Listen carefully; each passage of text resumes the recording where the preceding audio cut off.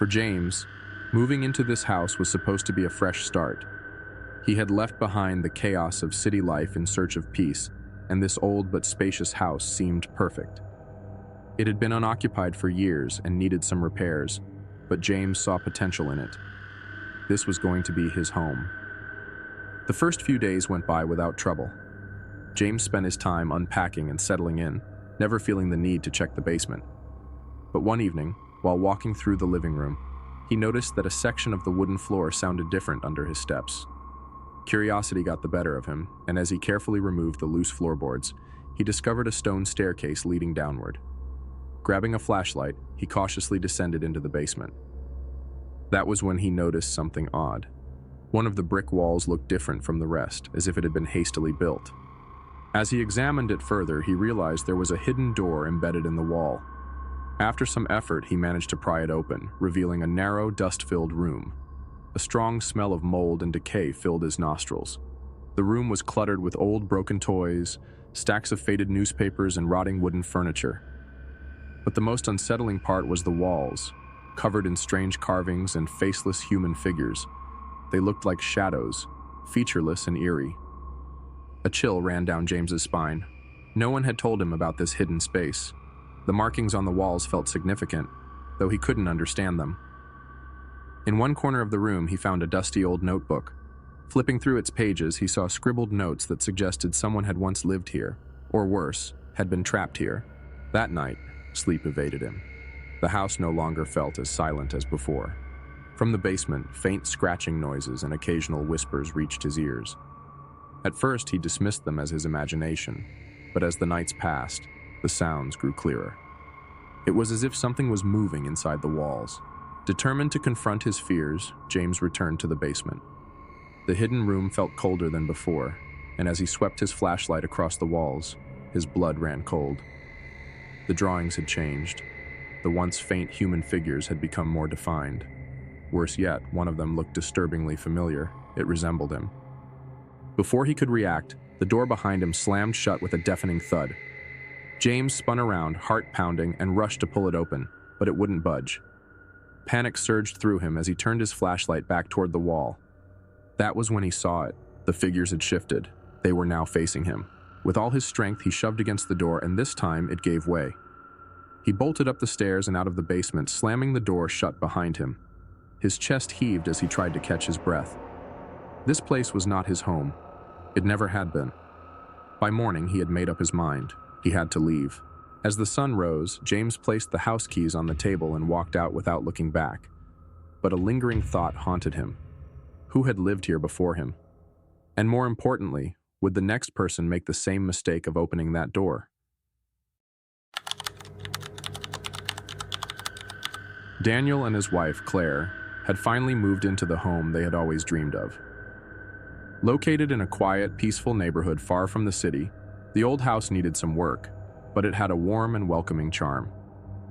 The couple had been renovating it for weeks, putting their hearts into every detail. Everything seemed perfect, until the footsteps started at night. The first night, Daniel heard faint creaks coming from the attic. He dismissed them as natural sounds of an old house, perhaps the wind moving the wooden beams or the roof settling. But every night, at exactly 2:30 a.m., the sounds became more distinct.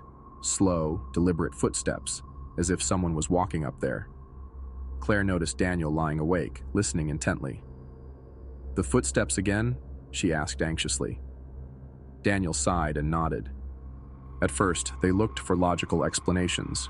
Maybe an animal had found its way in. The next day, Daniel climbed up to the attic with a flashlight, expecting to find a nest or some small entry point. But there was nothing. No signs of intrusion, no tracks, no holes, just dust and forgotten storage boxes. Still, the noises continued. One night, Daniel heard the footsteps more clearly. They weren't just in the attic, they were directly above their bedroom ceiling. This time, Claire heard them too. They stared at each other, frozen in fear. Daniel knew he couldn't ignore it any longer.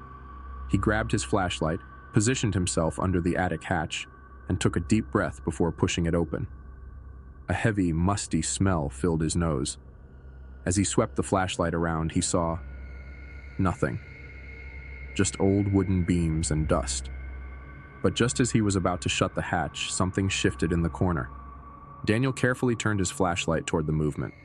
An old wooden chest sat against the wall, its lid slightly ajar. Inside, he found yellowed newspaper clippings, faded photographs, and an old toy that once belonged to a child. As he reached out to touch it, he heard a faint whisper behind him. His breath caught in his throat. Spinning around, he saw nothing. From that night on, the noises grew more distinct. Claire could barely sleep anymore. Daniel tried to convince himself that it was just stress and exhaustion playing tricks on them. But deep down, he knew something was terribly wrong.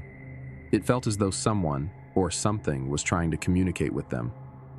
Determined to find answers, Daniel examined the newspaper clippings. One article from 1987 told the story of a young boy who had disappeared from the house. His body was never found. His mother had claimed to hear footsteps in the attic for years, believing it was her lost son trying to return home. But no one believed her. Daniel's hands trembled as he read the story. Claire's eyes filled with tears. Had they been hearing the ghost of a child? Or was it something else? The thought sent shivers down their spines. That night, Daniel and Claire returned to the attic. They placed the child's old teddy bear back into the wooden chest. In a soft whisper, Claire said, "If you're here, rest in peace." At exactly 2:30 a.m., they heard the footsteps one last time. But this time, they were fading away. The next morning, the house was eerily silent. Daniel and Claire exchanged glances. Had they really put something to rest? Or was it all just coincidence? No one could say for sure. But from that night on, the attic footsteps never returned. Lucas and his wife, Naomi, had finally found a house that fit their budget. A spacious but old home in a quiet neighborhood far from the city. The house had been vacant for years. On their first day moving in, Naomi found a small, carved music box among the old furniture in the living room. Its winding key was broken, and it looked like it hadn't been opened in years. Still, she liked its antique charm and placed it on the mantel above the fireplace. The first few days went by smoothly. Naomi was busy decorating while Lucas organized the basement. But one night, Lucas woke up to the faint sound of a melody echoing through the house. He sat up, listening closely.